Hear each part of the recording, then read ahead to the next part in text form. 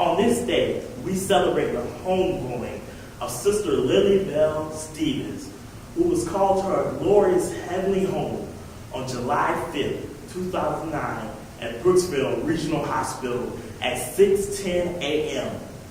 Lillie Bell Stevens was born to the late Laney and Annie Huggins on September 11, 1943. She was a devoted wife to James Stevens for 44 years to his demise in 2005.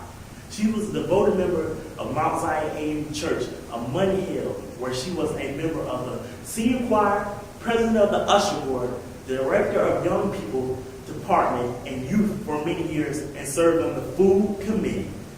She retired from Links Memorial Hospital at 38 years as a cook. Also, Lillie was known for catering banquets, weddings, and many other functions in the community and surrounding areas. The first memory I have of my grandmother is when I was no more than 3 years old. I remember pulling my little red chair next to the stove, watching her cook. That same day, she began to teach me how to cook. By the age of 7, I flipped my first omelet, and I could cook almost anything. By the age of 8, she taught me how to run the whole house. I could cook, clean, do laundry, iron, and I knew how to use a checkbook properly. At a very early age, she taught me how to cater numerous banquets and weddings. By the time I was 8 years old, I served more than 200 guests at their table. Lillie Bell Stevens was an amazing woman. She is the one responsible for my academic success, work ethic, commitment, discipline, and being goal-oriented. If it was not for her, then I would just be another statistic on the street selling drugs. My grandmother is the reason why I made straight A's at a very early age. The reason why I made good grades was not for me, was to make her happy.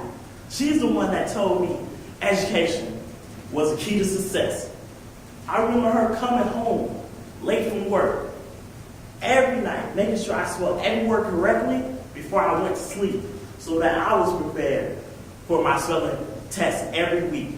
As soon as I could walk, I remember my grandmother taking me to church every Sunday, where she taught me to be an active member. Still to this day, I clean my church every time I get a chance. My grandmother loved church, and she always told me that there's nothing too hard for God. The day before she passed away, which was July 4th, 2009, and it was the weekend of her Moulton High School reunion. That day I served my grandmother's table at the banquet, and she was so grateful. But I didn't know that would be the last moment I shared with her. Approximately at 3 a.m., I woke up, and my grandmother had to be rushed to the hospital.